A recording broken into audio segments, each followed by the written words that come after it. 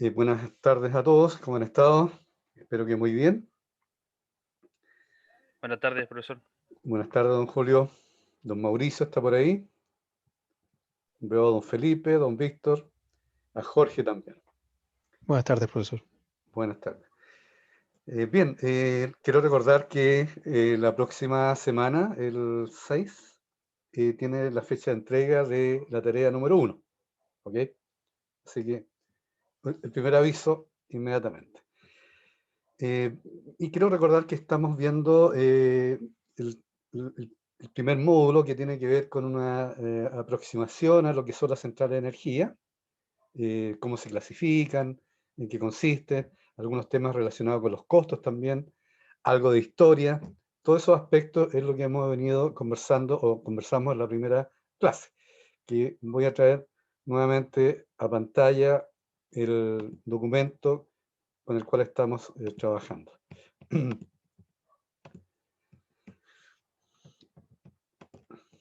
Bueno, en este documento que, bueno, está disponible en ADECA también, yo se los envié la semana pasada, hice algunos ajustes, la versión ya más actualizada está publicada en la plataforma a partir de hoy día. Bien, hicimos una introducción histórica y luego tratamos de afianzar bien las diferencias entre el concepto de energía y de potencia. Y lo aterrizamos con algunos ejercicios muy sencillos que realizamos en clase. O sea, una cosa es potencia, medida normalmente en megawatt o kilowatt, y otro concepto es la energía, que es el uso de esa potencia.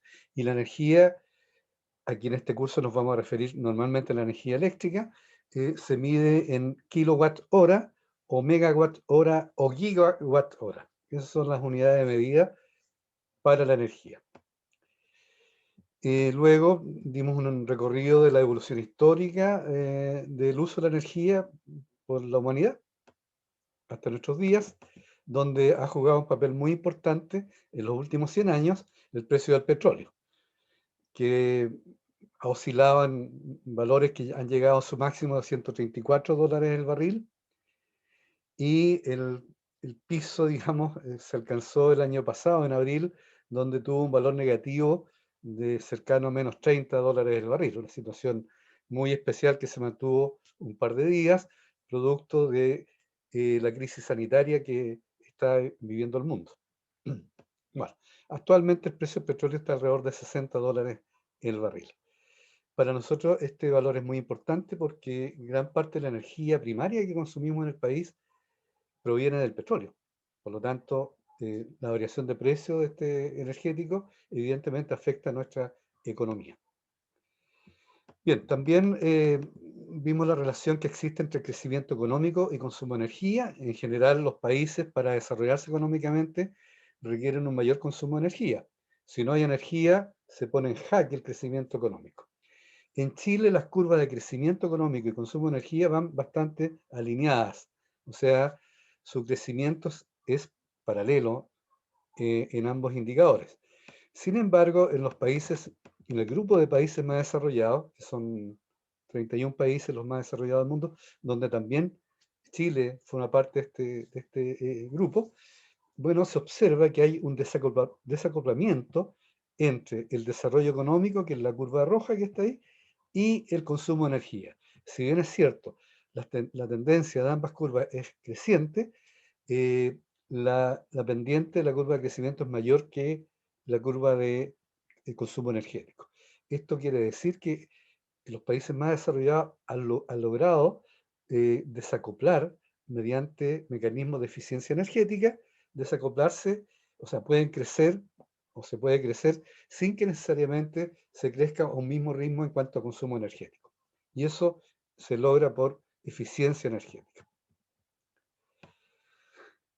Luego entramos ya en cifras a nivel nacional. Esta matriz que aparece aquí es todo lo que se consume en energía en nuestro país. Bueno, desde hace 2 años las cifras actuales, bueno, se están por actualizar, pero el cuadro no ha cambiado mucho en estos 2 últimos años, y lo que se observa aquí que los principales recursos, si lo que más se consume en el país, en primer lugar, es petróleo. Luego, biomasa, leña principalmente, carbón ocupa en tercer lugar, y gas natural. Y luego vienen las llamadas energías renovables en general, ¿no? Hidroelectricidad, renovables, y las renovables no convencionales, que son la eólica, solar y otras. Dentro de las energías renovables también está la biomasa, que es un combustible. Bueno, también se considera renovable ese recurso. Bueno, algunas consideraciones que hay que tener en cuenta acá. En primer lugar, que el petróleo, que ocupa el 28, casi 29% de nuestro recurso energético, de lo que consumimos, es principalmente un recurso importado. O sea, dependemos ahí fuertemente del exterior, casi 100% del exterior. El otro combustible que también, del cual dependemos externamente, es el carbón. Gran parte de lo que consumimos, se fijan, un 80% del consumo nacional, también es importación. Y una situación parecida lo tenemos con el gas natural. O sea, de los 4 más grandes recursos que consumimos, 3 son importados. O sea, fuertemente dependemos del exterior de ellos. Entonces, esa es una situación incómoda para nuestro país, que en los últimos años ha ido amortiguándose con el crecimiento de las energías renovables no convencionales. Por otra parte, de esos 4 primeros recursos que conforman el 90% de lo que consumimos en el país, vemos que todos son combustibles. Es decir, para utilizar esos recursos hay que quemarlos. Petróleo, biomasa, carbón y gas natural son recursos combustibles. Y eso implica que al quemarse generan gases que contaminan, ¿no? O afectan el ambiente, principalmente gases llamados de efecto invernadero, de los cuales vamos a hablar en la segunda parte de la clase de hoy día. Bueno, muchos dicen que esto implica, o se le llama a esto, la carbonización de nuestras matrices energéticas, porque como se trata de combustible, estos combustibles producen CO2 o dióxido de carbono, y eso implica, entre comillas, una llamada carbonización, es decir, fuertemente marcada por la presencia de CO2. Otras personas llaman concretamente o denominan el concepto de carbonización asociado principalmente a la presencia del carbón y principalmente asociado al carbón para generación eléctrica. Algunos digamos, lo aterrizan solamente en el carbón. Pero cualquiera sea la visión, nuestra matriz está impregnada de combustibles. Cuestión que también con las energías renovables no convencionales, de alguna manera hemos ido compensando o reduciendo. Pero la situación actual es esa, dependiente del exterior y una matriz cargada de combustibles. Bueno, muchos de estos combustibles, muchos de estos recursos, o gran parte de estos recursos, tienen como energía secundaria la electricidad. No toda. Por ejemplo, petróleo crudo, una parte importante del petróleo se va a transporte. ¿Okay? Y otra parte importante, o el otro 50% podríamos decir, se va a producción de electricidad.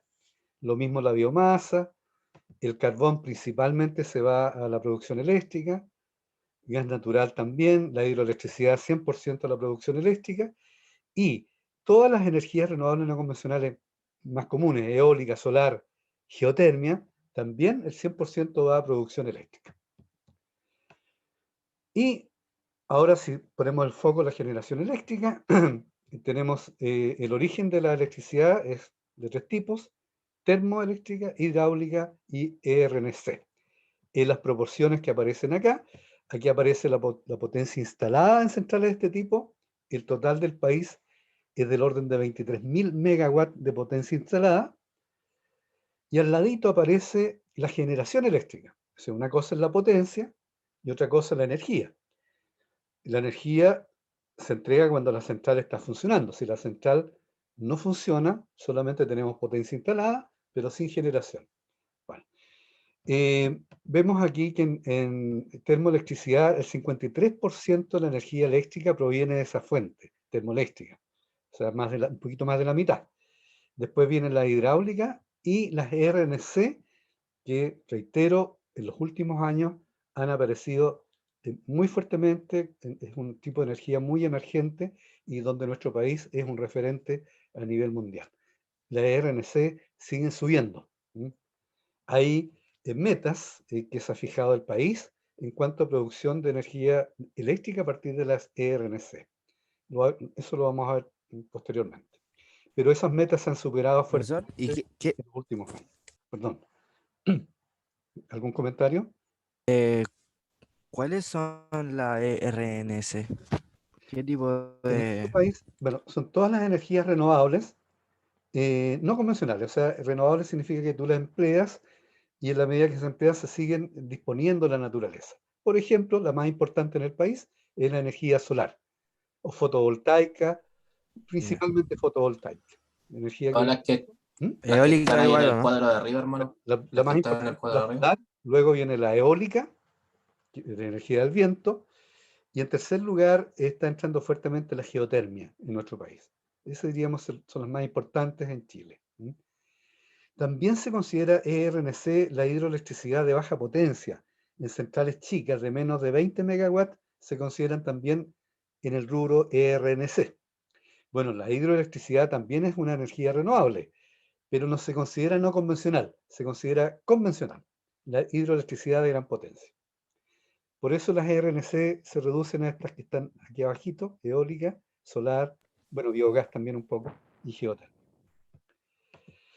Bien, esa es la Bueno, situación. Hay un capítulo destinado a RNC hacia el final del curso, donde vamos a tratar este, que es un tema muy interesante, lo que ocurre en nuestro país con estos tipos de recursos.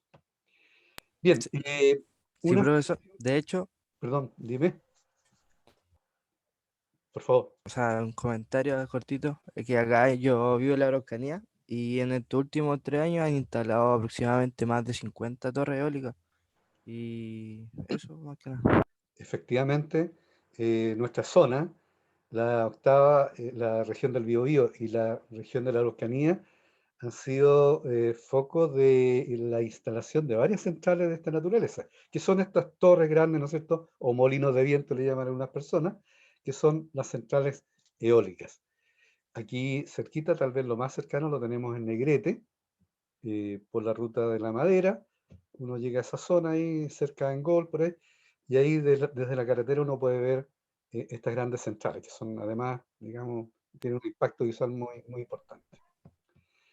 Bien, el grado de aprovechamiento de estas centrales es lo que se conoce como la generación eléctrica.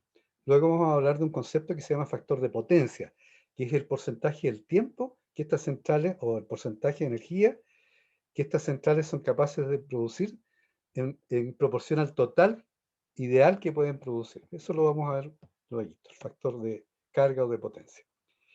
Bueno, dimos un vistazo también a estos tres grupos de centrales: centrales termoeléctricas, hidroeléctricas y RNC, mencionando algunas de las centrales más importantes en cada grupo. Bocamina 2, Santa María, aquí en la región, dentro de las termoeléctricas, 350 megawatts aproximadamente. Dentro de las centrales hidroeléctricas, también nuestra región tiene centrales muy importantes. La más grande del país está acá, Ralco, de 640 megawatts, que se abastece de las aguas del río Biobío. Pangue, que está un poquito más abajo, también del Biobío, 467 megawatts. Son grandes centrales. Bien, y RNC también mencionamos algunas: Solar, Negrete Cuel, que mencionaba recién, que está aquí en Biobío, eólica; Cerro Pabellón, que es una central geotérmica. Bueno, todas estas centrales son centrales llamadas también generadoras eléctricas, que para distribuir la energía se conectan a sistemas eléctricos interconectados. Nuestro país tiene 3 sistemas eléctricos interconectados. El más importante es el Sistema Eléctrico Nacional, SEN se llama, Sistema Eléctrico Nacional, que se formó por la unión de 2 sistemas: el Sistema Interconectado Norte Grande y el Sistema Interconectado Central. Esto ocurrió hace 3 años, el año 2017. Se unió estas dos redes, digamos, estos dos sistemas. Bueno, sin duda el Sistema Eléctrico Nacional es el más importante. el 99,3% de la potencia instalada abastece o está conectada a este sistema, donde nosotros pertenecemos también. ¿Ok? Bien, aquí hay algunas cifras a enero del 2021 en cuanto a capacidad por tipo de central. Fíjense usted, esto sí en el sistema eléctrico nacional, bueno, que es el más importante, es casi el 100%. En térmica, en potencia instalada, casi un 49% térmica, hidráulica 26%, y ahí siguen las otras, eólica ya un 9,6%, solar, fíjense ustedes, ya ocupa la mitad de lo que son las centrales hidráulicas, biomasa y geotérmica. Pero la solar, muy importante. Ahora, y al ladito aparece la energía generada. Acuérdense que una cosa es la potencia y otra cosa es la energía que generan. Es decir, que habla de cuánto tiempo está en funcionamiento cada tipo de central. La energía generada en enero del año pasado fue 6.769 gigawatt hora. Y la proporción, bueno, es similar a la potencia. O sea, su ocupación fue similar a la proporción de las potencias. Es lo que tenemos ahí al lado. Ahora, la demanda máxima que ocurrió en enero de este año fue de casi 11.000 megas. O sea, el momento de máxima demanda de potencia fue 11.000 megas.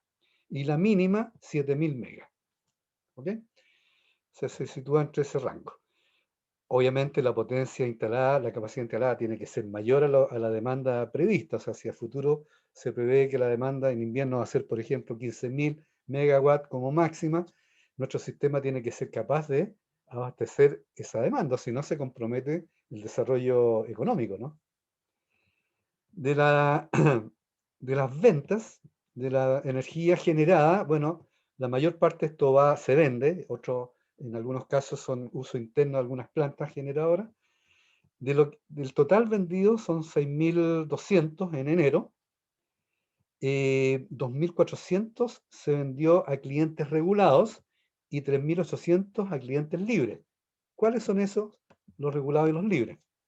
Bueno, en nuestro país, aquellos clientes, empresas, instalaciones cuya potencia instalada es sobre 5.000 kilowatts, o sea, grandes empresas, tienen libertad de precios, es decir, pueden negociar con las plantas generadoras, porque tienen capacidad de negociación, dado que ellos tienen alternativa de suministro eléctrico. Los clientes regulados son los que tienen potencia de menos de 5.000 kilowatts, como nosotros en nuestras casas que tenemos potencia de, qué sé yo, 3, 4 kilowatts instalados, somos chiquititos. En este caso, los precios son fijados por la autoridad, o sea, el Estado regula los precios a los clientes chicos, dado que nosotros, por ejemplo, en nuestras casas, no tenemos posibilidad de negociación, o sea, no podemos negociar con las grandes generadoras y ahí buscar, digamos, algún ajuste económico, digamos. Entonces, dada esta situación, el Estado interviene y fija estos precios. Pero la fijación de precios no es una cosa simple, se fija de acuerdo a muchos factores. El Estado le llama un polinomio, hay una ecuación donde intervienen factores, por ejemplo, el precio del petróleo, el nivel de los embalses en las plantas hidráulicas, en fin, una serie de factores y con eso se acuerda un precio que al final genera un decreto ley que determina el precio bianualmente, perdón, cada 6 meses. Ahora, los clientes con potencias mayores a 500 kilowatts también pueden elegir la posibilidad de negociar. Clientes de 500 kilowatts hacia arriba. Bueno, esta es la situación reciente, a enero. Estos boletines son publicados por las generadoras, la Asociación de Generadoras Eléctricas en nuestro país. Aquí está, abajito está la referencia. Boletín del mercado eléctrico del sector generación de las generadoras eléctricas de Chile. Bien. Entremos, no sé si hay algún comentario. Vamos a dar un recorrido por los costos de la central de energía. Bueno, ¿cómo se determinan los costos de la central de energía? ¿Cómo se hace un cálculo de estimación de costos? La fuente está ahí, una resolución de la Comisión Nacional de Energía que establece costos de referencia. En primer lugar, los costos de inversión. ¿Cuánto cuesta una central de energía, una central termoeléctrica, una central hidroeléctrica? ¿Cuáles son los costos típicos de inversión? Esos costos se miden en dólares por kilowatt instalado. Dólares por kilowatt instalado. Ese es el valor. Por ejemplo, una central térmica de carbón, últimamente, la última central está costando del orden de $3.000 el kilowatt instalado. Debo mencionar que hace 10 o 15 años atrás, el valor de inversión de una central a carbón era del orden de 800 a $1.000 el kilowatt.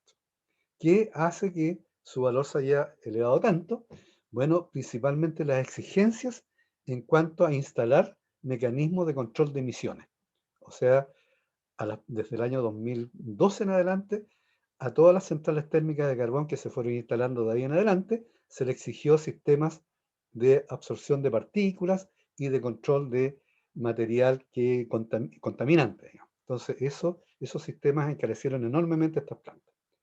Vale la pena decir que ya estas plantas se están cerrando. Hay un plan de descarbonización que comenzó el año 2019, que pretende cerrar las 28 plantas de carbón del país de aquí al año 2040. O sea, Profesor, ¿y ese no sería otra causa que haga que aumente su valor, aparte de las regulaciones extra, sino que al ser un tipo de planta que va no en desuso, sino que va en rumbo a desaparecer, que cada vez haya más exigencias, que cada vez haya más multas? sí, probablemente, pero bueno, este acuerdo del plan de descarbonización surgió de la suscripción que hizo Chile en el Acuerdo de París, que fue un acuerdo a nivel de muchas naciones, estos son acuerdos transnacionales, donde cada país se compromete con ciertos aportes para descarbonizar o simplemente reducir las emisiones de gases contaminantes. Y dentro de ese plan que suscribió Chile, surgió el proceso o el plan de descarbonización, que recién se suscribió el año 2019, en acuerdo a todas las plantas o las empresas generadoras del país. Entonces se conversó con cada una de ellas y se les pidió, por favor, adherirse a este plan, digamos. Algunos lo hicieron así como inmediatamente. Enel, que tiene plantas aquí en Coronel, 2, inmediatamente dijo, bueno, el año 2020 cierro una de las 2 plantas, que fue Bocamina 1, que cerró en diciembre del año pasado. Y la próxima planta la va a cerrar el año próximo, el 2022. En cambio, Santa María de Coronel, que pertenece a Colbún, es una planta que se instaló recién en el año 2012. Por lo tanto, ellos no quieren cerrarla todavía porque me imagino que tienen que recuperar la inversión de esa planta. Aún hay muchas cosas que pagar por el hecho de haber invertido. Exactamente. Entonces, ellos están a la colita, van a ir el año 2040 al cierre. Bueno, y así ustedes ven los valores. Se fijan, los valores más bajos están en las centrales diésel, $687 el kilowatt. Las centrales de gas natural, bueno, CA significa ciclo abierto, CC ciclo cerrado. Luego vamos a explicar o ciclo combinado, de qué se trata esas centrales, digamos. Pero son bajas de la inversión, 800 a 1000. Las centrales fotovoltaicas también son bajas, $970 la inversión. Eólica un poquito más alta. Las hidráulicas, esas son un poco más caras, las de embalse, y las de pasada también, fíjense, $2.000, $4.000 el kilowatt. Y así, las geotérmicas son las más caras, $5.800 el kilowatt. Estos son valores promedios referenciales de la Comisión Nacional de Energía. ¿Ok? Entonces, cuando se hacen proyectos de inversión, bueno, se recurre a este tipo de recomendaciones para evaluar económicamente los proyectos. Bien, esos son costos de inversión. Algunos casos, algunos ejemplos de plantas que ya están instaladas en el país. Por ejemplo, Ralco, que ya tiene varios años, tiene 10 años ya de utilización, potencia 690 megawatts, costó $826 el kilowatt. Ahora estas centrales, que son de embalse, fíjense, están del orden de 2.000. Cuando se instaló esta, hace en realidad más de 12 años. Son carísimas. No, de todos modos. las inversiones en centrales hidráulicas son una de las inversiones más altas que hacen los países. Muy altas. O sea, aquí, si quieren saber el valor absoluto, hay que multiplicar los 826 por los 690.000. Y ahí van a tener una aproximación de cuántos millones de dólares cuesta la central. Esta central costó alrededor de 600 millones de dólares. Es una cantidad muy grande. Angostura, que es una central de embalse que es la última gran central que se inauguró en la región. Esto fue hace 4 años atrás. 316 megawatts. Costó 1.582 dólares el kilowatt. Y así otras centrales. Santa María, mencionada recién, 2.000 dólares. Bocamina 2, que es similar a Santa María, 1.700 dólares, 1.771 dólares. Esta es la planta que comprometió su cierre el próximo año. Y así, una planta eólica, la de Negrete, Cuel, así se llama Cuel, 1.333 dólares el kilowatt. En fin, ahí tenemos algunos valores reales de plantas que ya están en operación. Esos son costos de inversión. Demos una mirada a los costos de operación. Los costos de operación de una central anual, se mide en dólares, en general la unidad de medida económica siempre es dólar. El costo anual es la suma del costo variable más el costo fijo.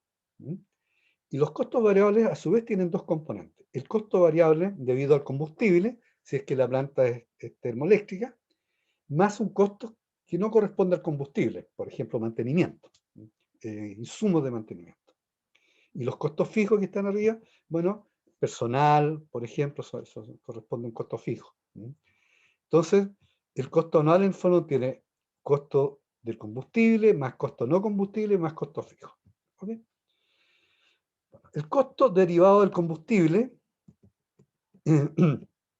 se obtiene determinando, y esto hay cálculos para hacerlo, vamos a verlo aquí en el curso para algunas centrales termoeléctricas, se obtiene determinando cuánto combustible se consume por cada unidad de energía producida, en dólares por unidad de energía. Por ejemplo, si una central es de carbón, perdón, se tiene el costo del combustible arriba, ¿verdad? Dólares por unidad. Por ejemplo, el carbón cuesta como 100 dólares la tonelada, es el costo del combustible. El petróleo un poquito más caro.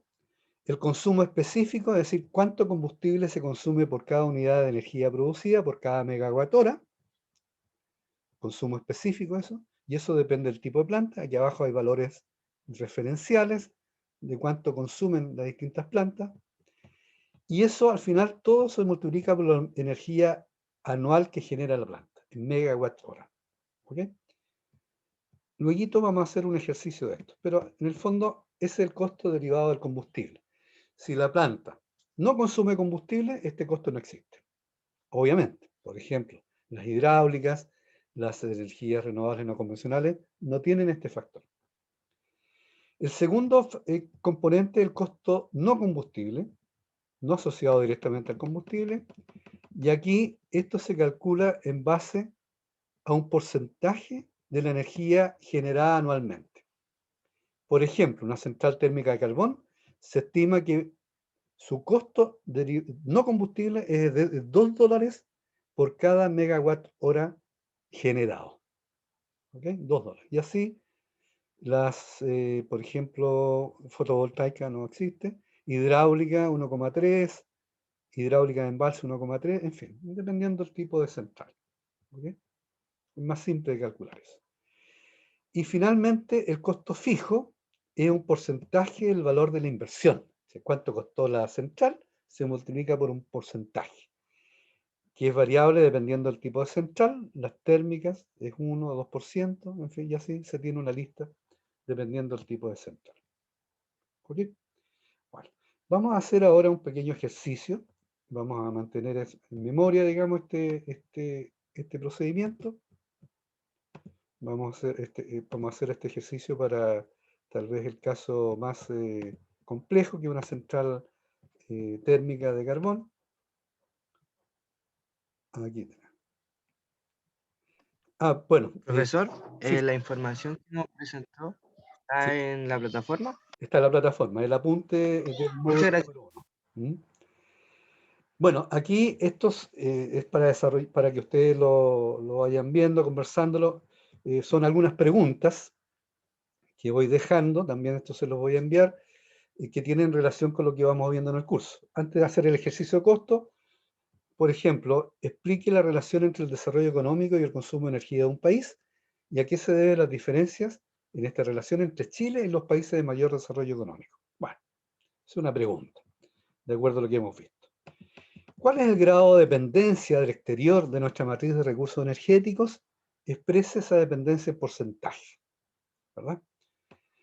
¿Por qué se dice que nuestra matriz de generación eléctrica está carbonizada? Bueno, ahí la idea es que ustedes... Y aquí tenemos un pequeño ejercicio, dice. La central termoeléctrica Santa María de Coronel, que tiene una potencia de 350 megawatts, generó en el año 2016 2.287 gigawatt hora. Se pide aquí calcular lo que se llama el factor de carga de esta central. El factor de carga es la división entre la energía generada real por la central dividido por la energía máxima que pudo haber generado la central si hubiese estado funcionando el 100% del tiempo y a plena capacidad. ¿Cómo se hace el cálculo?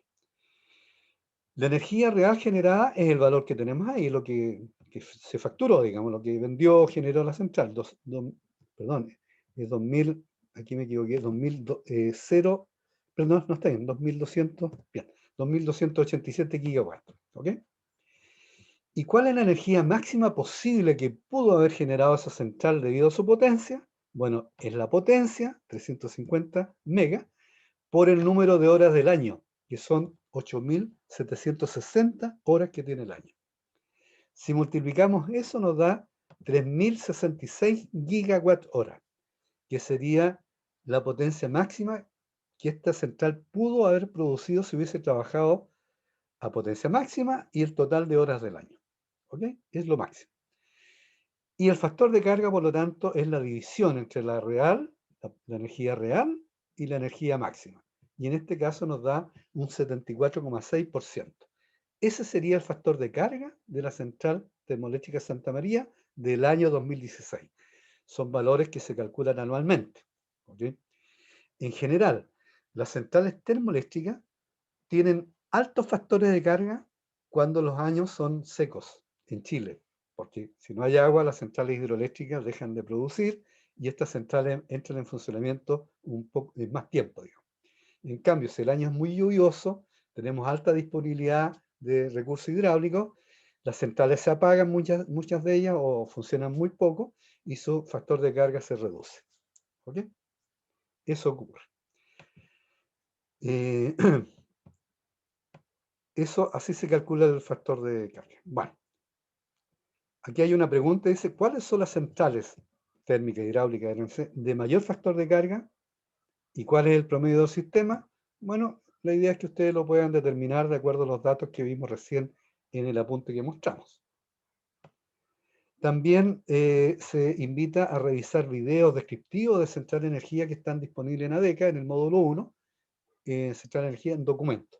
También se los mencioné en la clase pasada. Den un vistacito, son videos muy cortitos, pero da una idea ya de cómo funcionan estas centrales, estas grandes centrales. Bueno, hay un ejemplo aquí. Inversionistas estudian la instalación de una central de gas natural, llamada de ciclo combinado, OCC, de 480 megawatts en el sector de Pemuco, en la región del Biobío, con una inversión de 400 millones de dólares. Esto es cierto, es una información que apareció en la prensa. Entonces la pregunta para ustedes ¿es una central cara o barata o está bien? Bueno, justifique su respuesta. ¿Cuál es el criterio para determinar si es caro o barato esto? Bueno, calcular el costo de inversión del kilowatt de esta central. Es dividir la inversión en dólares, que serían 400 millones de dólares, por la potencia de la central, que son 480.000 kilowatts, nos da 833 dólares el kilowatt. Sería el costo de inversión de esa central. Y esto, bueno, ¿cómo saber si es bajo o alto? Tienen que verlo con las recomendaciones o las orientaciones de la Comisión Nacional de Energía que están en el apunte que acabamos de revisar. ¿Ok? Ahí falta entonces su respuesta, su apreciación. Y ahora entramos en un ejercicio de costos. Bueno, aquí se pide el costo de operación en dólares, anual esto, de una central termoeléctrica de carbón de 300 megawatts, cuyo costo de inversión es de $1.800 el kilowatt. Como es de carbón, fíjense, los valores son altos, incluso las orientaciones nos indican ahora que son más altos todavía. Bueno, pero este es el valor que tiene esta central. Y que tiene un consumo específico de carbón de 0,35 toneladas por megawatt hora. Ese es un dato. 0,35 toneladas por cada megawatt hora. Eso es lo que consume la planta de carbón. Y el precio de carbón es $110 la tonelada. Eso es de mercado. El factor de la planta es 0,6, que es un factor relativamente bajo. Se espera para recuperar las inversiones que estas plantas ojalá tengan factores cercanos a 1, pero aquí 0,6. Entonces hay que determinar el costo de operación de esa planta. Como Profesor, ¿a qué se refería el factor de planta? es la energía real, digamos, el porcentaje de energía realmente que produce la planta en proporción o medido en función del máximo que podría producir. Ese factor. Ah, ok. Ya. Hicimos un ejercicio hace poco. Bueno, con esto, con el factor de planta, dado que ya lo mencionaste, podemos calcular la energía anual que produce la planta. ¿Cómo? Se calcula con la potencia y el número de horas del año, se calcula la energía máxima posible. Y eso se multiplica por 0,6.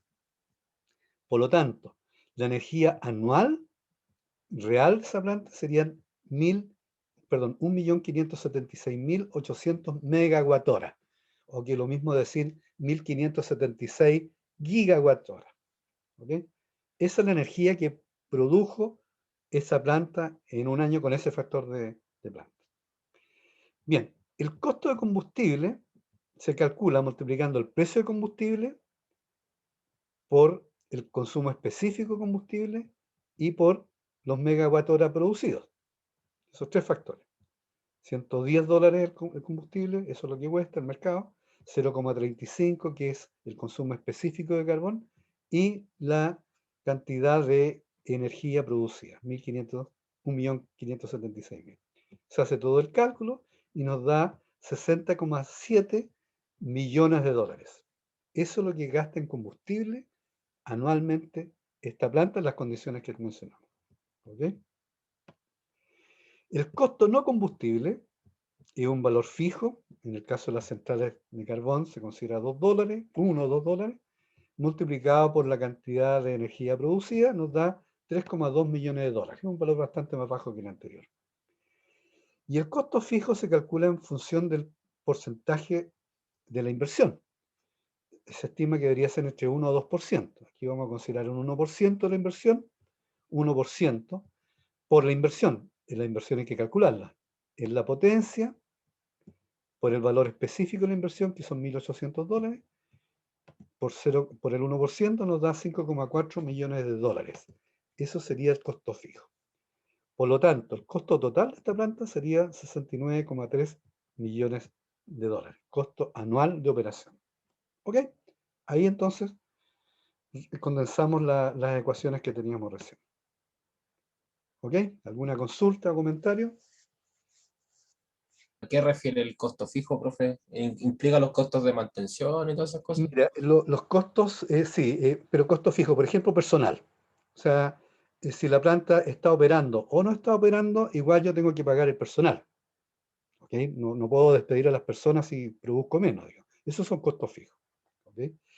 Los dos de arriba son costos variables que se generan en la medida que yo produzca energía. Uno de estos costos variables es el que está relacionado directamente con el combustible. Y otro que está relacionado con otras cosas, por ejemplo, insumos, qué sé yo, lubricantes, que mientras más tiempo tengo las turbinas funcionando, más lubricante tengo que consumir. O tratamiento claro. de calderas, por ejemplo. Bien, ahí tenemos entonces el total. Ahora bien, Aquí también se pide determinar o distinguir dentro de los costos fijos lo que son variables. Bueno, ya está claro, los costos variables son los dos primeros, ¿no? Los que dependen o varían según la producción. Estos dos primeros son variables. Y la suma de los dos primeros son 40,5 millones, ¿no? O sea, del costo total, acuérdense que aquí está el costo fijo. Perdón, aquí parece que me equivoqué en la suma, algo parece que no hice bien. Ya. Pero el costo variable es solamente los dos primeros. Solamente los de arriba, que sería costo de combustible más el costo no combustible. ¿Ok? Más los 3,2. Más los 3,2. Y se mide esto en dólares por megawatt. Por lo tanto, la suma de los dos lo dividimos por los megawatt hora producidos. Entonces el costo fijo ahí está mal puesto. Perdón, el costo, no estoy viendo que está bien, no, está bien, está bien, está bien, está bien.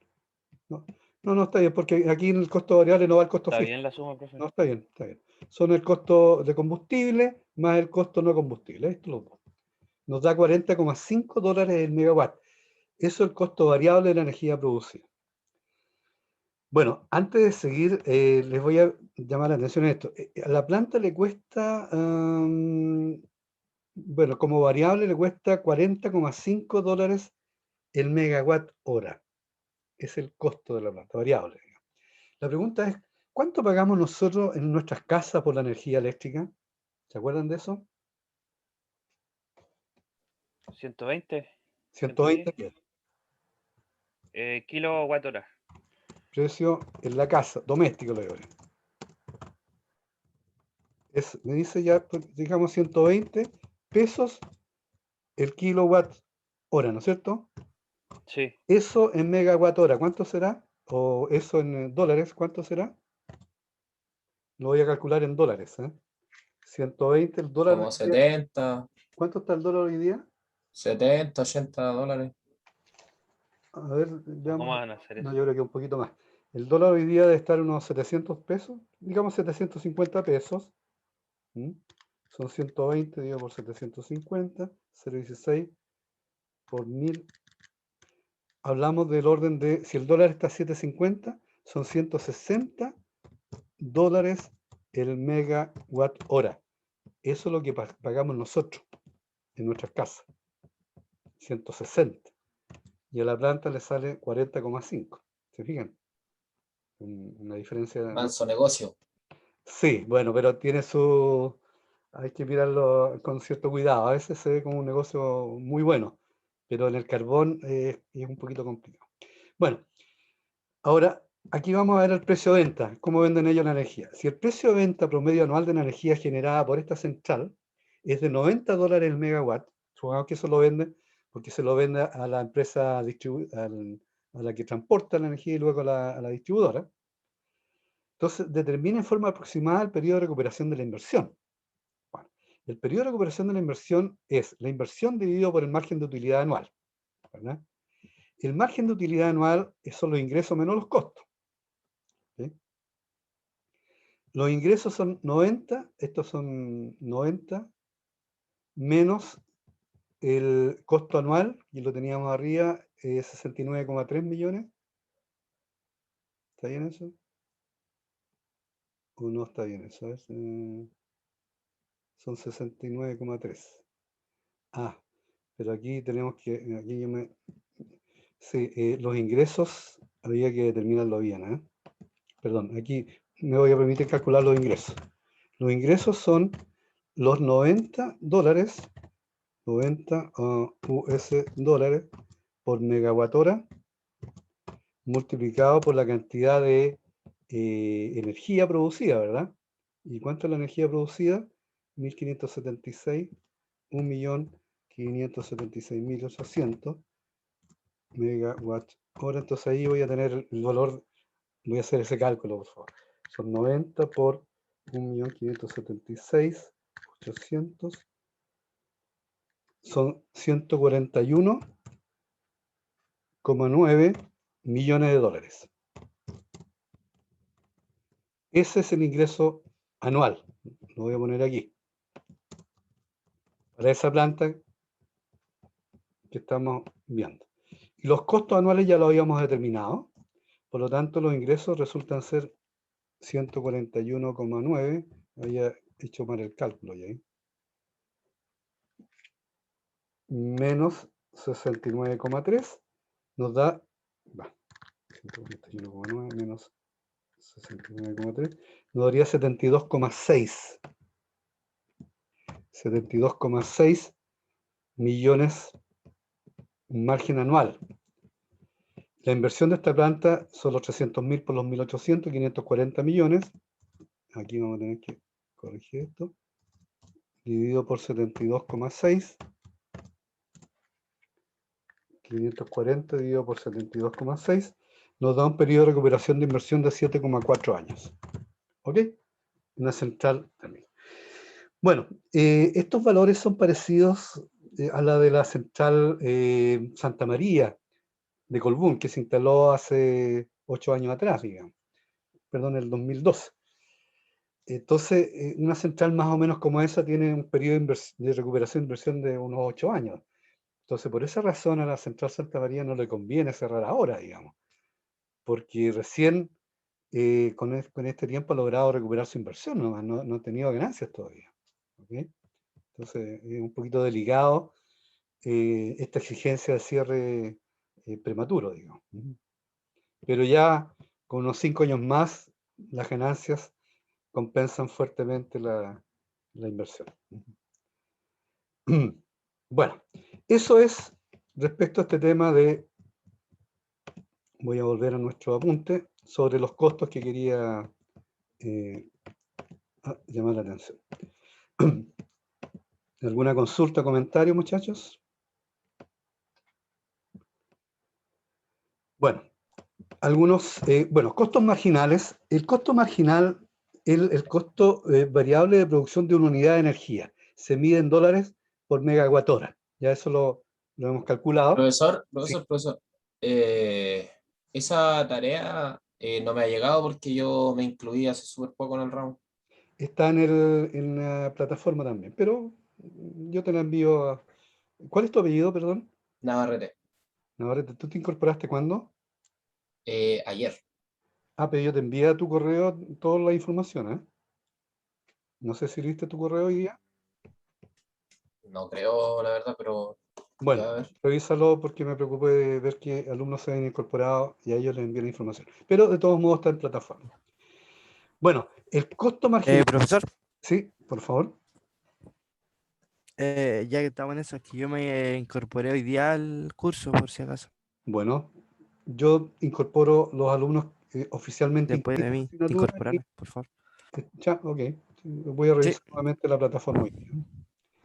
Bueno, aquí hay vale. algunos valores de costos marginales, algunas centrales del SIC, del Sistema Interconectado Central, que forman parte del Sistema Nacional. $36, $85, ¿se fijan?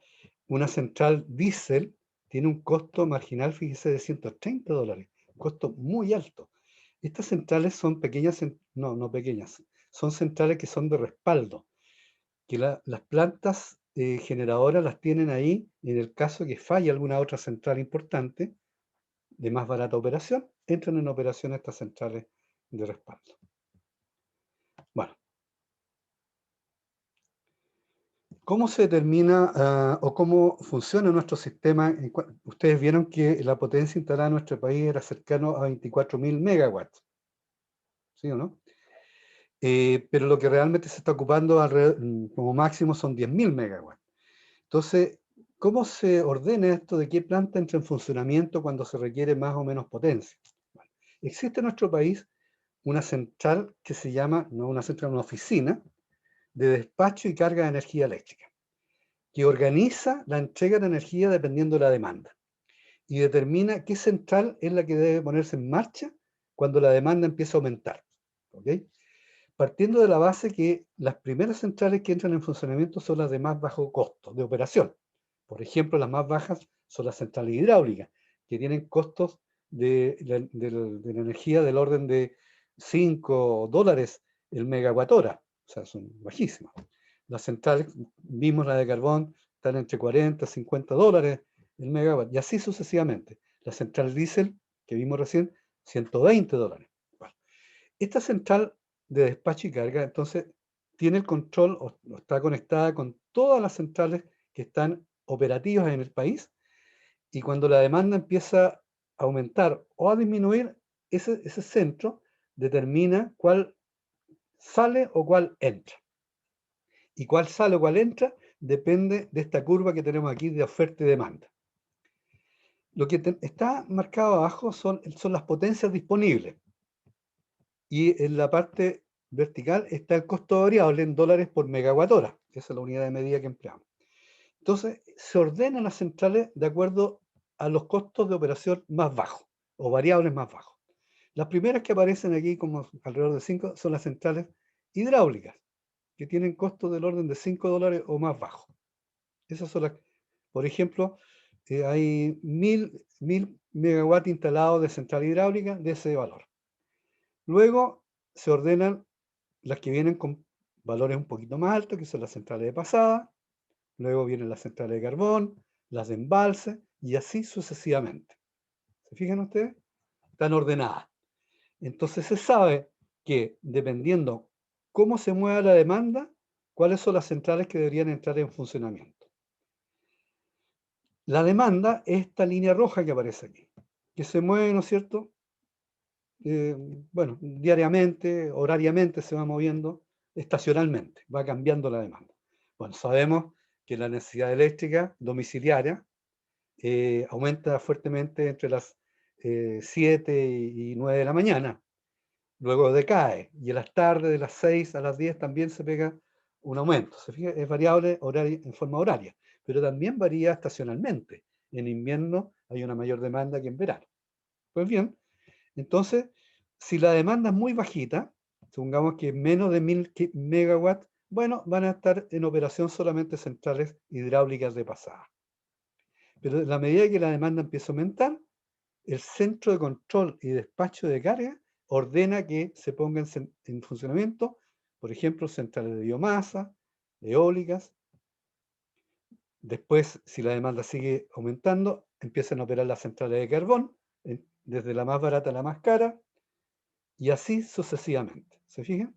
Entonces, esto está determinado en forma centralizada y se determina en forma económica cuál es la central o cuáles son las centrales que están operando en un determinado momento en el país. Si la demanda disminuye, este centro le determina, oye, por favor, tú eres muy caro, tienes que salir del sistema. ¿Ok? Así funciona nuestro sistema eléctrico en el país. Bueno, ¿alguna consulta o comentarios? Aquí hay un boletín del sector eléctrico de febrero del 2021, con las ventas, que ya lo habíamos visto, los costos marginales en energía y el precio de mercado. El precio de mercado de la energía, $102,5, precio de mercado promedio. Y el costo marginal, que es como el costo, $58,8. Esta diferencia es lo que nos da entonces el delta, el margen, digamos, del sistema, ¿no? No de una central en particular, sino que de todo el sistema eléctrico nacional. Bueno, pasemos a ver ya una proyección de lo que ocurre con la energía, pero a largo plazo en nuestro país. El año 2015, en el gobierno de la presidenta Bachelet, se estableció la llamada política energética Energía 2050 en nuestro país, que establece las orientaciones y metas para el desarrollo energético nacional de aquí hasta el año 2050, o perdón, del año 2015 al año 2050, que estableció 4 pilares del desarrollo energético. Uno que tenía que ver con la seguridad y calidad en el suministro energético, energía como motor de desarrollo, energía compatible con el ambiente y eficiencia y educación energética. Son los 4 pilares. Y para los 4 pilares estableció metas concretas. Entonces, aquí nos permitimos en este curso hacer un resumen de las metas, primero al año 2030 y metas al año 2050. Veamos alguna de ellas. Por ejemplo, aquí hay una interesante, dice, la indisponibilidad de suministro eléctrico promedio, sin considerar fuerza mayor, no supera las 4 horas al año en cualquier punto del país. O sea, quiere decir que en ninguna parte del país debe haber un corte eléctrico por más de 4 horas al año. O sea, la suma de los cortes eléctricos no debe superar las 4 horas al año en ningún punto del país. Esto al año 2030. Esa misma meta al año 2050, fíjense, dice, la indisponibilidad no debe superar en 1 hora al año en cualquier punto del país. ¿Se fijan? Son metas muy ambiciosas. Esas son algunas. Demasiado ambiciosas, creo yo. Al menos como se ve el panorama ahora. Bueno, claro, pero sin fuerza mayor. O sea, probablemente Claro. la pandemia, un gran terremoto es considerado fuerza mayor y bueno, eso justifica un poco que pues, sean más horas. Lo que pasa es que el cálculo era todo el país. Y me acuerdo que, por ejemplo, creo que fue el año pasado, que Osorno ya estuvo una semana, 10 días sin luz. Y sí, Entonces, para llegar de eso a 4 horas sí. en un año, Bueno, pero recuerde que son metas al año 2030. claro. Hay que cortar todo. Otra meta interesante. Chile se encuentra entre los 5 países del OCDE, de los 37 más ricos del mundo, con menores precios promedio de suministro eléctrico a nivel residencial e industrial. O sea, dentro de los 5 países con menor precio. Esto al año 2030. Y al 2050, lo mismo, pero entre los 3 países con menores precios. ¿Se fijan? ¿Ok? Son metas, claro, tú puedes decir que un poquito ambiciosas. Otro dice, al menos al año 2030, al menos el 60% de la generación eléctrica nacional proviene de energías renovables.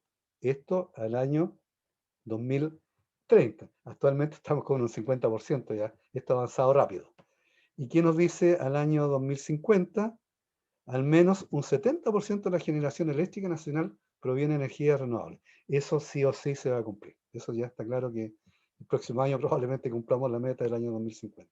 Bueno, entonces así se pueden ver estas metas de esta gran proyección que se hizo el año 2500, que es la política energética nacional. Ahora, los sucesivos gobiernos hacen políticas también, pero en un campo temporal más chiquitito, siempre dentro de este marco general, porque como son políticas de Estado, no es gracia que cada gobierno llegue y vaya colocando nuevas políticas. Esta es la política general, pero el gobierno actual sacó una política que llamó Ruta Energética 2018-2020, que son compromisos en este marco temporal, pero siempre bajo el paraguas de la política de energía 2050, ¿verdad? Entonces aquí hablan de varias metas chiquititas, o sea, no chiquititas, pero que pueden cumplirse dentro del plazo de estos 4 años del gobierno. Por ejemplo, aquí la 4, alcanzar 4 veces la capacidad actual de generación distribuida renovable de pequeña escala, menor a 300 kilowatts. ¿A qué se denomina energía distribuida? La energía distribuida es aquella que cada uno de nosotros en nuestras casas podríamos generar con la energía solar o eólica y venderle al sistema. Hay una ley que regula eso y eso también puede ser una línea de negocios para los ingenieros de instalar plantas de este tipo a nivel doméstico. Lo vamos a ver cuando veamos energía renovable. En fin, entonces hay metas de corto plazo, que son las que establece cada gobierno en particular, en el marco de la política al año 2050. ¿Ok? Eso es lo que ocurre a largo plazo en nuestro país. ¿Alguna consulta? ¿Algún comentario? Estas... Profesor, perdón, disculpe. no, Al entregarle energía al sistema, ¿eso está regulado en el país? Tengo entendido que he recibido respuestas mixtas de ese tema. no, es lo que explicaba recién. La entrega de energía eléctrica, el suministro está regulado por el Centro de Control y Despacho de Carga, que es una oficina que funciona en Santiago, que tiene el ¿Ya? control de todas las centrales generadoras del país, las que están en operación. Y es el lugar donde se determina económicamente qué central entra en funcionamiento o sale de la línea de acuerdo a la demanda de potencia. ¿Ok? Sí, Eso hay una regulación. Y la regulación vale, profesor. es de acuerdo a un factor económico, que es como debería ser. Bueno, ¿alguna consulta, comentarios, muchachos? sobre este tema? No, Bueno, profe. dime nomás. No, le decía que no tengo consulta, que va bien clarito. Perfecto. Bueno, vamos a dar una mirada ahora al tema ambiental, algo muy importante, donde la cual el sector energético, eléctrico, no escapa y tiene un rol muy, muy relevante, digamos. Cambio climático. Bueno, hasta hace pocos años se hablaba de calentamiento global. Los especialistas han ido cambiando el concepto y por un concepto más amplio, que es el concepto de cambio climático. A pesar que por ahí se nos pega todavía lo del calentamiento global. Esto porque en realidad no está tan claro que en todas partes del mundo hay un aumento de la temperatura. No está tan claro. Se observa que en muchas partes es así, pero no siempre es así. Bueno, entonces mejor hablar de cambio climático. Bueno, esto proviene, y particularmente los aumentos de temperatura vienen del concepto del efecto invernadero, que seguramente ustedes han leído, digamos, nuestra atmósfera, que tiene ciertos gases, entre ellos, bueno, oxígeno, nitrógeno, humedad, es decir, tiene agua, pero tiene un montón de otros gases, y estos gases tienen algunos de ellos tienen la particularidad de absorber calor. En realidad, lo que pasa es que estos gases absorben o son transparentes a la radiación solar que entra a la Tierra y son opacos a la radiación que sale. Es decir, dejan pasar fácilmente, pero les cuesta más dejar salir la energía. Entonces, eso provoca un calentamiento de la atmósfera. Solamente algunos de los gases se comportan de esa manera. El oxígeno no, el nitrógeno no, que son los más importantes, pero sí el agua. El agua es un gas que se llama de efecto invernadero porque es capaz de almacenar energía o es opaco a la radiación del sol saliente, digamos, ¿ok? Pero el agua no tiene efectos perniciosos, en general el agua al parecer no le hace mal a nadie, por lo tanto no se considera como un gas dañino y no entra normalmente dentro de la contabilidad de gases de efecto invernadero. Los que sí entran en esta contabilidad de gases de efecto invernadero son principalmente el CO2 y otros que tienen un potencial de calentamiento global, que son los que están en esta lista. El principal es el dióxido de carbono, CO2. Después está el metano, óxido nitroso y una serie de otros en pequeña proporción. El más importante en cantidad es el dióxido de carbono. Todos los otros están presentes pero en cantidades menores, sobre todo los hidrofluorocarbonos son cantidades muy chiquititas. ¿Okay? Si bien es cierto, están en menor proporción que el dióxido de carbono, su efecto de calentamiento global es mucho más grande que el del carbono, fíjense ustedes. Al dióxido de carbono se le asigna un valor, un número que se llama potencial de calentamiento global, que es el efecto de calentamiento integrado a lo largo del tiempo, que produce, arriba está definido esto, que produce la liberación de 1 kilo de gas de efecto invernadero al ambiente. Bueno, al gas dióxido de carbono se le atribuye el valor 1, su efecto de calentamiento. El metano tiene 21 veces ese efecto de calentamiento que el dióxido de carbono. El óxido nitroso 296 veces, y así sucesivamente. Sin embargo, las cantidades de estos otros gases es tan pequeñita que en términos absolutos el dióxido de carbono es el más importante, pero son todos gases de efecto invernadero. ¿Ok? Entonces se usa esta unidad de medida, el que se llama potencial de calentamiento global. Y estos son los 6 gases de efecto invernadero más importantes, los GI que sean. ¿Ok? Bueno, de todos modos, el efecto invernadero es un fenómeno natural. Al haber atmósfera y al haber humedad en el ambiente, el efecto invernadero es natural y esto permitió que la atmósfera tenga una temperatura adecuada para el desarrollo de la vida en nuestro planeta. Si no hubiese atmósfera y no hubiese este efecto invernadero, las temperaturas del planeta serían muy bajas y por lo tanto la vida así como la conocemos no existiría. ¿Okay? O sea, el efecto invernadero es positivo desde ese punto de vista. Ahora el problema es que impactan variables del clima debido a que hay una mayor concentración de estos gases. Ese es el problema. Ha aumentado la cantidad de estos gases y debido principalmente a la presencia humana por fuentes antropogénicas. Principalmente se cree que es debido a eso. O sea, los gases se debe a eso. El calentamiento no se sabe si es antropogénico o tal vez por una cuestión más natural. Los procesos que producen mayores emisiones de gases de efecto invernadero, GI, son la quema de combustibles fósiles, evidentemente, las centrales nuestras, carbón, petróleo, etc. La deforestación, se sabe que los árboles absorben el CO2 que producen por otro lado, que se produce por otro lado. Por lo tanto, si no hay árboles, se anula la captura de CO2 y se produce un mayor desequilibrio.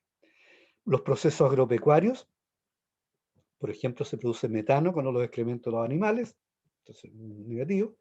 El uso de ciertos compuestos sintéticos como fertilizantes y procesos industriales en general. La degradación de la basura, por ejemplo, produce mucho metano, que también es un gas de efecto invernadero. Está bien focalizado dónde están los mayores problemas. Y aquí están los principales. CO2, quema de combustibles fósiles, nuestras plantas principalmente, o sea, nuestras centrales termoeléctricas. El CH4, el metano, principalmente en la ganadería, por los efectos de los excrementos de los animales. Los cultivos como el arroz producen metano y los residuos orgánicos como la basura orgánica. Después está los óxidos nitrosos, que se generan principalmente por el uso de fertilizantes nitrogenados, agricultura. De ahí vienen los principales gases GI. Y el incremento del GI, bueno, por una parte el aumento de la quema de combustibles fósiles, más petróleo, más carbón, más gas natural en el ambiente, y deforestación. Ahí se produce el gran desequilibrio. La quema de vegetación, la falta de bosque, hace que haya menos captura de CO2 y por otro lado hay más producción de CO2 por la generación de combustible o por la quema de combustible. Mala película. Ahora hay estudios que se hacen sobre el origen de los gases de efecto invernadero. Bueno, aquí esta torta que aparece aquí a la izquierda, a la derecha, perdón, en rojo 56%, más del 50% es proveniente del CO2 fósil debido a la quema de combustibles. Y después vienen los otros. O sea, nuestras centrales termoeléctricas se le atribuye, digamos, una gran injerencia en esto. Emisiones mundiales GI. Bueno, aquí aparece, hay, son 216 países en el mundo, más o menos, esto varía casi todos los años, que producen el 100% de los gases invernaderos. El 95% es producido por 56 países, donde está ahí metido Chile. Pero lo más terrible es que el 50% es producido por 4 países. O sea, la mitad de los gases de efecto invernadero es producido por 4 países. ¿Cuáles son esos 4 países? China, Estados Unidos, la India y Rusia. Eso se lleva la mitad de la torta de la producción de gases de efecto invernadero. Triste la situación. Bueno. ¿Qué pasa en nuestro país? ¿Cómo evoluciona esto año a año? Bueno, esto está los gases de efecto invernadero que se mide en gigagramos, que son miles de toneladas de CO2 equivalente. Se le llama CO2 equivalente porque se meten aquí todos los gases de efecto invernadero por la proporción que ya habíamos hablado al comienzo, por su potencial o su equivalente de calentamiento global, y todo se traduce a CO2 equivalente. Bueno, la suma, el balance es la línea roja que está aquí. El cero está acá y aquí está creciendo año a año, ¿se fijan? La línea roja. ¿Ok?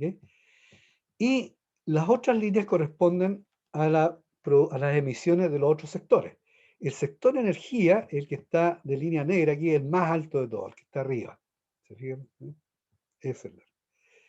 Pero por otra parte, el sector forestal, aquí se le llama LULUCEF, uso de la tierra, una sigla inglesa esa, el uso de la tierra en la parte forestal, es negativo. Menos 30.000, ¿se fijan? Negativo, porque el sector forestal absorbe CO2. ¿Verdad? Pero, está el sector industrial, el sector residuos, etcétera, etcétera, y el balance, lamentablemente, nos da siempre positivo. El balance de todo. Esa es la situación que va ocurriendo en nuestro país, y esto está creciendo en la medida que hay mayor desarrollo económico. Perdón, parece que ya. Algunas conclusiones, digamos, las emisiones netas crecen aceleradamente, La principal causa de este incremento es la generación de energía y la captura del carbono atmosférico, o sea, el CO2 atmosférico por los árboles, existe, ¿no es cierto?, como lo vimos, pero viene reduciéndose debido a la principalmente deforestación. Bueno, cambio climático es consecuencia de tipo antropogénico. La verdad es que se me coló la palabra calentamiento todavía, pero aquí el cambio climático es una consecuencia del comportamiento humano. Eso debería decir ese titular. ¿Se debe a las personas, digamos, a nosotros, o es algo natural? Bueno, ¿qué es lo que es el cambio climático? Esto está definido por un panel de las Naciones Unidas, IPCC, panel intergubernamental por el cambio climático se llama. Ellos lo definen como todo cambio del clima en el tiempo, ya sea por la variabilidad natural o por la influencia humana. Eso es cambio climático. Y bueno, para ver esto cómo se ha comportado en la historia de la Tierra durante los miles de años que tiene nuestro planeta, bueno, han habido drásticos cambios. Hace más de 10 millones atrás, la temperatura sobre 21 grados, ¿se fijan? Luego empezó a bajar, vinieron los periodos glaciares, donde las temperaturas promedio llegaron a 11 grados, después época de hielo, donde las temperaturas promedio llegaron a 7 grados Celsius, ¿se fijan? Pero luego esto empezó a crecer, subir. Bueno, ha ido variando a lo largo de nuestra historia.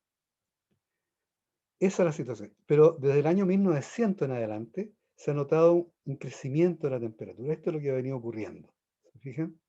Ha habido un incremento que se sospecha, con razones fundadas, que se debe a la revolución industrial. Cuando emergió la revolución industrial, con la aparición de la máquina de vapor, con el desarrollo industrial, asociado a eso, entonces, se empezó a verse aumentada la temperatura del planeta. ¿Qué va a ocurrir de aquí en adelante? Es una incógnita, digamos. Entonces, por lo que ha ocurrido antes, algunos dicen que puede deberse a cambios naturales del planeta. Que esto está ocurriendo porque la Tierra se está comportando de esa manera.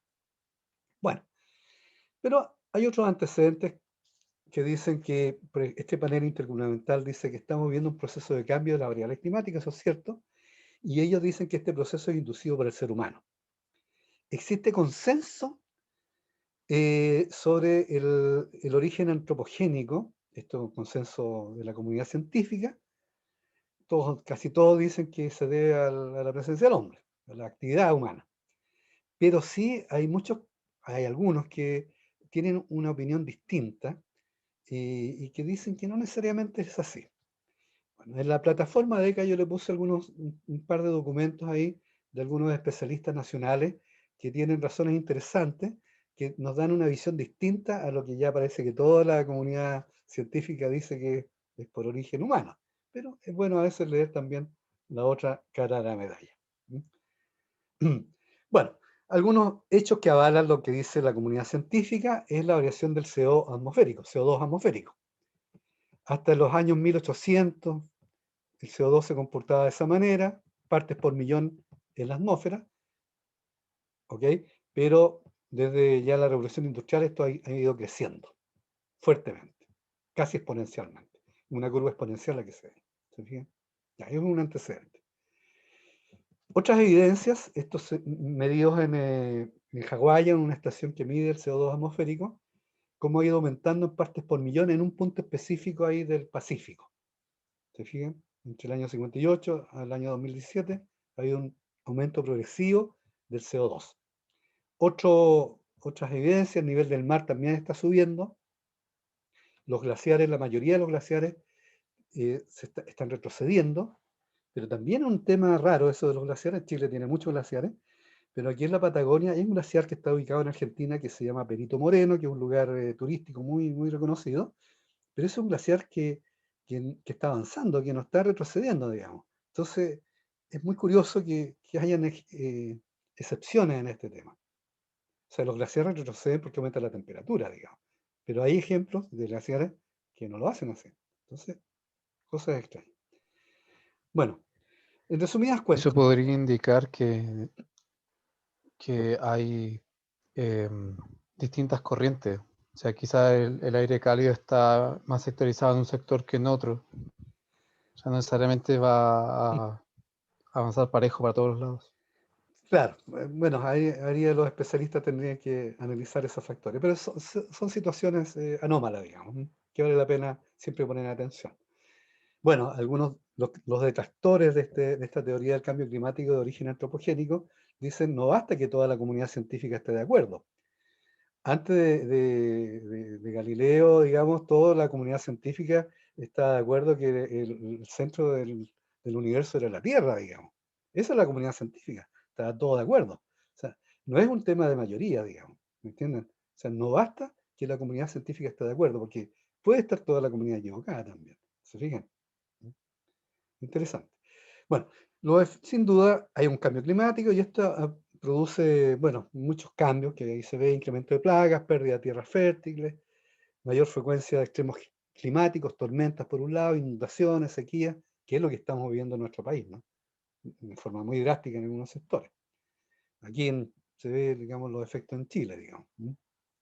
Llueve a veces en forma extrema en el norte del país, donde llueve muy poco, y en el sur está campeando la sequía.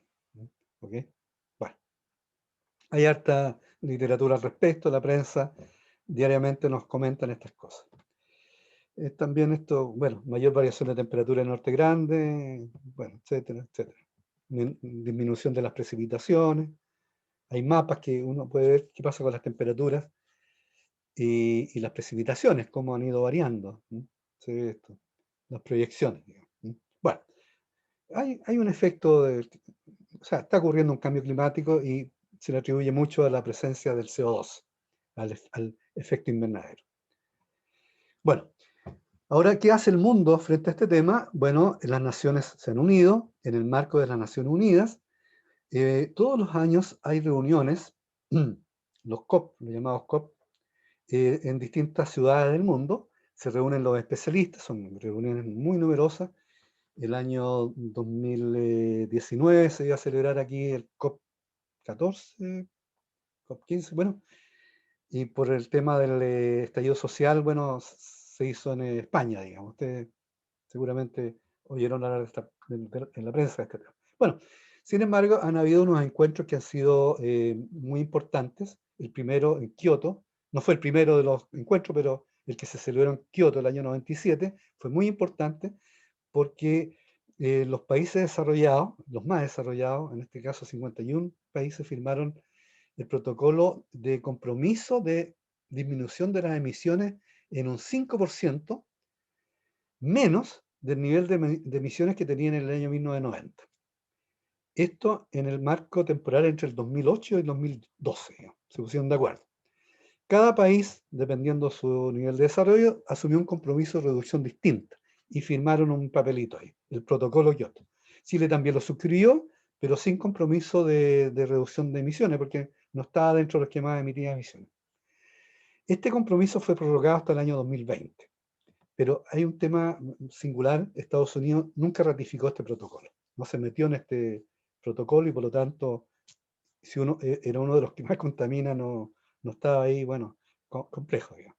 La verdad es que este protocolo no fue suficiente para detener el deterioro atmosférico, en el sentido de que la temperatura del ambiente global siguió aumentando, digamos.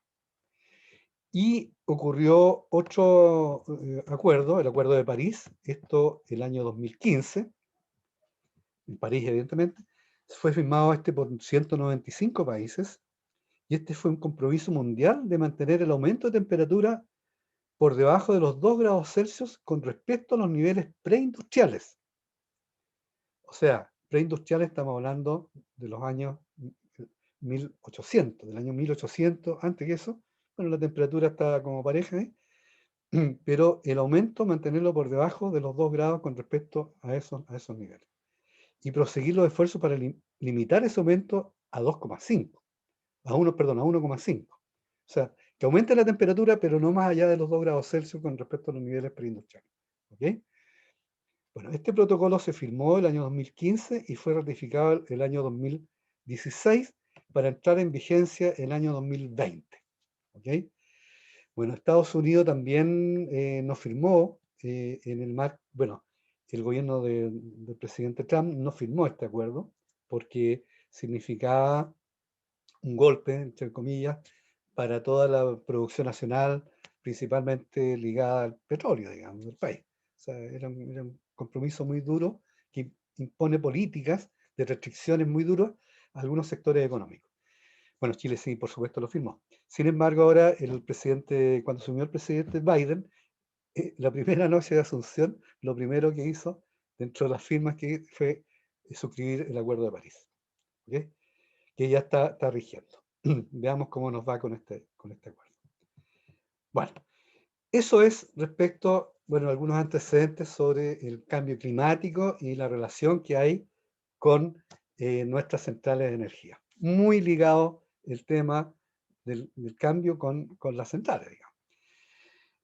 Dentro de esta política relacionada con el Acuerdo de París, dentro de los compromisos que firmó Chile, dentro de eso se suscribe este acuerdo del plan de descarbonización de nuestra matriz energética.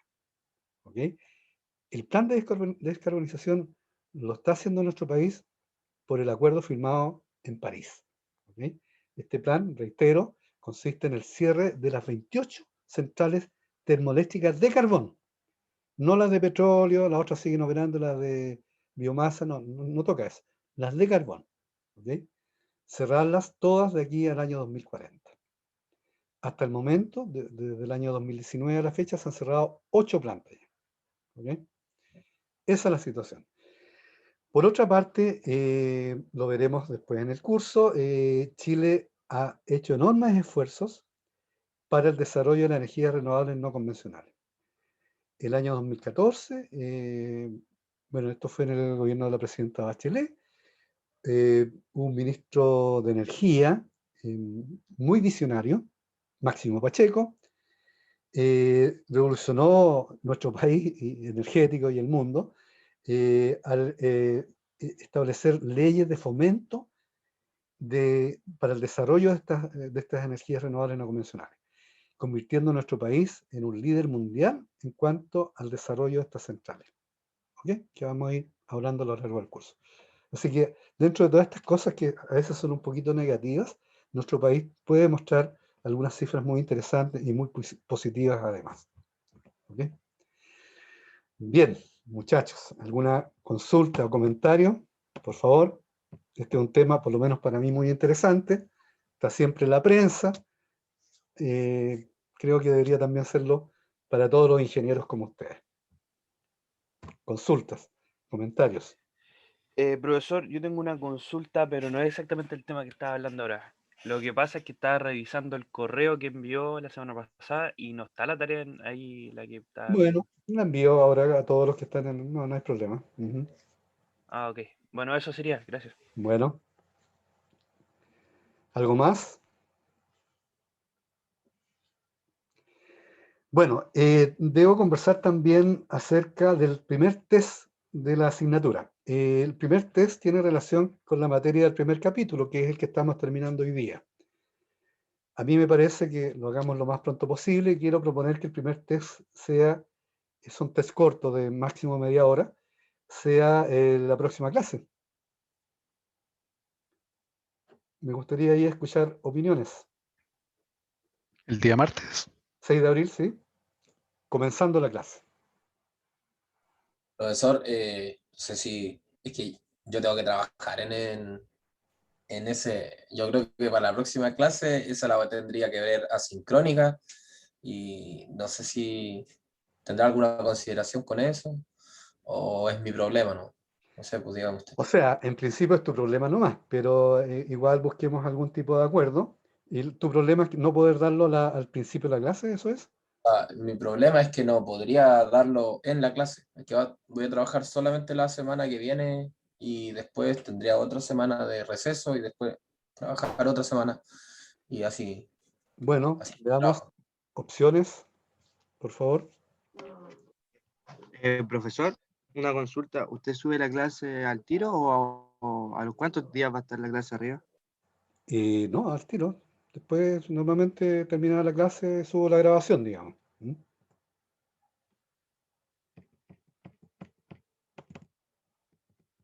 O sea, no debería haber problema de información. Por favor, sugerencia entonces respecto al test número 1. Sí, profesor, por mi parte, por ejemplo, no sé, incluso darlo antes, o no sé, en la noche de anterior, o el mismo día, pero en la noche, no sé, Bueno, algo si así. podemos hacer, o sea, a mí me interesa que el test sea el mismo para todos y en las mismas condiciones. Por lo tanto, creo que algo muy importante es que sea que todos estén dando el mismo test al mismo tiempo. ¿Mm? No separados. ¿Ok? O sea, ¿Y el próximo jueves habría problema?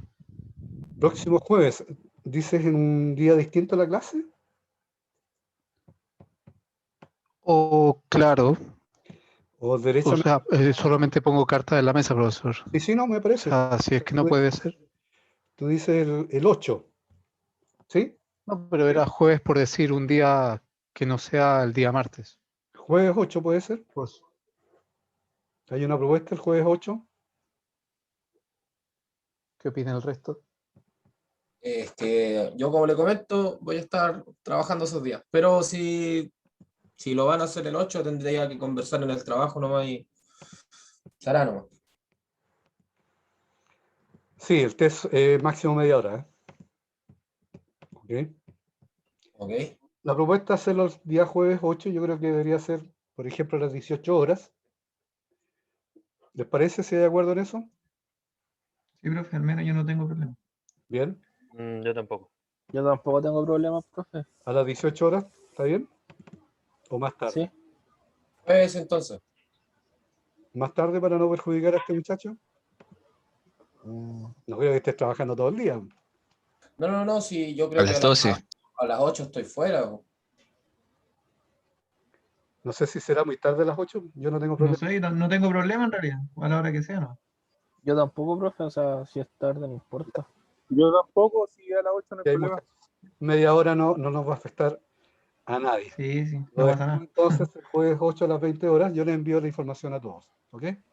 Eso. Ok, profesor. Muchas gracias, Ya, profesor. profe. Ya, profe, gracias. Estamos viendo. Ya, Chao. profe, chao, cuídese. Chao, chao. Chao, profe, que esté bien. Chao. Chao, profe. Chao.